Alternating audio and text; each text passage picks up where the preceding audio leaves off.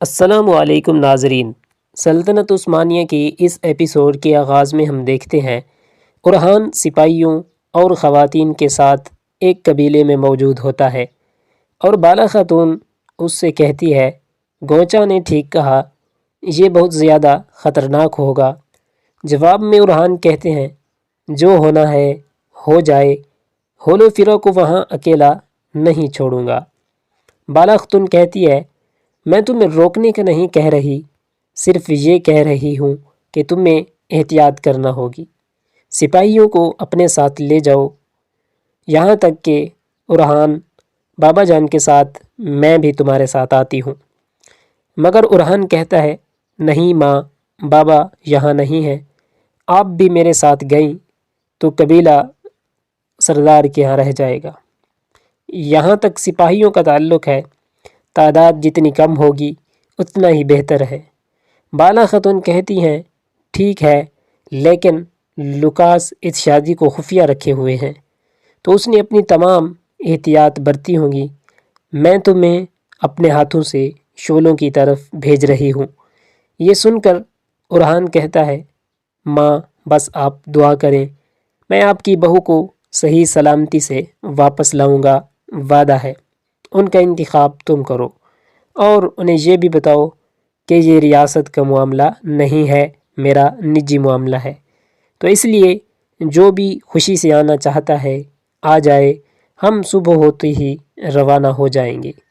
باعث انگور لوکاس نامی اس کتے نے ہر جگہ گھات لگائی ہوگی، تو بتاؤ ہم اس شادی میں کیسے پہنچیں گی؟ جواب میں باعث انگور نقشے کی طرف اشارہ کرتے ہوئے کہتا ہے، ہمارا راستہ مشکل ہے لیکن سب سے بہتر راستہ یہاں سے ہے۔ فاطمہ کہتی ہے، چلے بھائی، مان لیتے ہیں کہ آپ ہولو فیرا تک پہنچ جائیں گے، مگر وہاں سے نکلیں گے کیسے؟ تو اورحان کہتا ہے، پہلے میں ذرا ہولو فیرا کو وہاں سے زندہ سلامت نکال لوں، باقی کا کام آسان ہو جائے گا۔ ناظرین، اس کے بعد ہم دیکھتے ہیں بورسا میں ہولو فیرا رو رہی ہوتی ہے کہ اسی لمحے ایک خاتون کپڑے لے کر آتی ہے اور اس سے کہتی ہے کہ لوکاس نے آپ کی شادی کا جوڑا بھیجا ہے۔ شہزادی کپڑے دیکھنے کے بعد وہ خاتون مزید کہتی ہے، اگر آپ چاہیں تو اسے آزمائیں، یہاں تک کہ اگر آپ کو کچھ شامل کرنا چاہتی ہیں تو وہ بتا دیں۔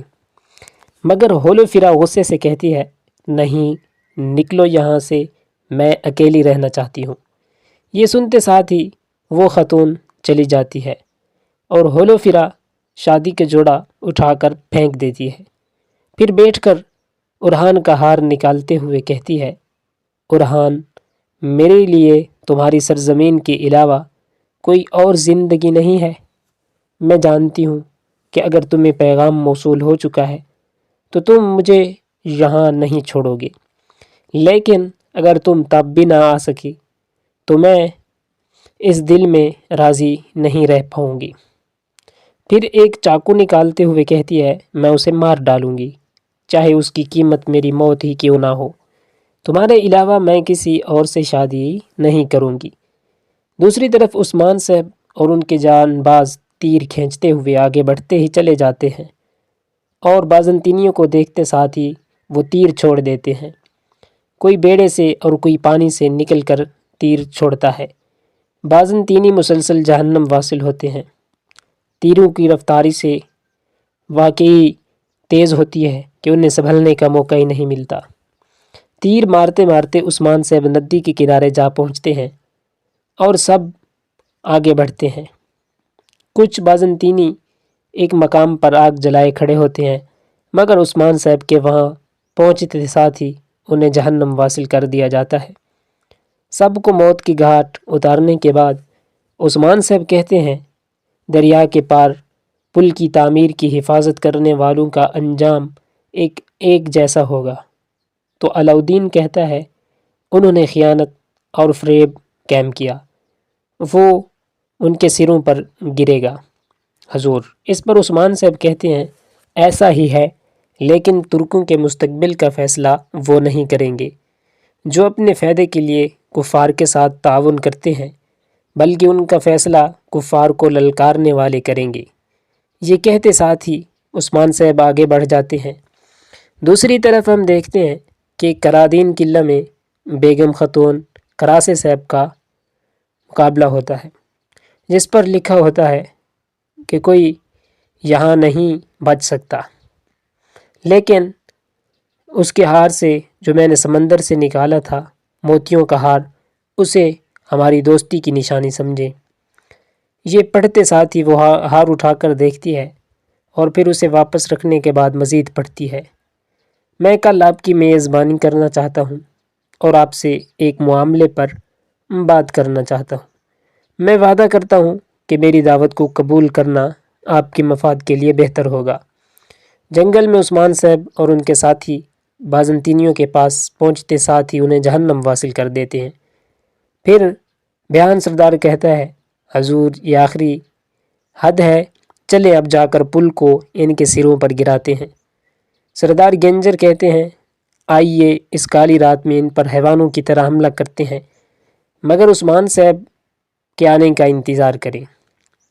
جیر کتائے کہتا ہے، کوئی نہیں بچا جو ان کی مدد کو آ سکے، حضور یہ حملہ کرنے کا وقت ہے۔ مگر عثمان صاحب کہتے ہیں، ایسا ہی ہے، لیکن کل پل کی تعمیر کے لیے لوکاس سامان لائے گا، جب وہ سامان نہ لائے گا تب اسے پل کو اور اس کو بیک وقت تباہ کر دیں گے۔ وہ دیکھ لیں گے کہ ہماری جائیداد کو آگ لگانے کا کیا مطلب ہے، وہ سب کی قیمت ادا کریں گے۔ یہ کہتے ساتھ ہی وہ آگے چلے جاتے ہیں۔ دوسری طرف ہم دیکھتے ہیں کہ کئی قبیلے میں البائے کی بیٹی صندوق میں سے خنجر نکال لیتی ہے۔ قریب بیٹھا البائے اسے کہتا ہے، عائشہ میں ایک مہم پر جا رہا ہوں، ہوشیار رہنا، جب تک میں واپس نہ آ جاؤں کوئی شرارتی کام نہ کرنا۔ تو فاطمہ کہتی ہے، کیا آپ کو لگتا ہے کہ آپ کے جانے کے بعد میں یہاں رہوں گی؟ اگلے ہی لمحے البائے فاطمہ کے ہاتھ میں خنجر دیکھ لیتا ہے اور اٹھ کر وہاں چلا جاتا ہے اور اس سے کہتا ہے کہ یہ خنجر آپ نے صندوق سے کیوں نکالا؟ میں نے آپ کو کہا تھا کہ آپ نے صندوق کو نہیں کھولنا۔ تو ناظرین، آنے والی ایپیسوڈ تک اگر آپ نے ہمارا چینل سبسکرائب نہیں کیا تو کر لیں۔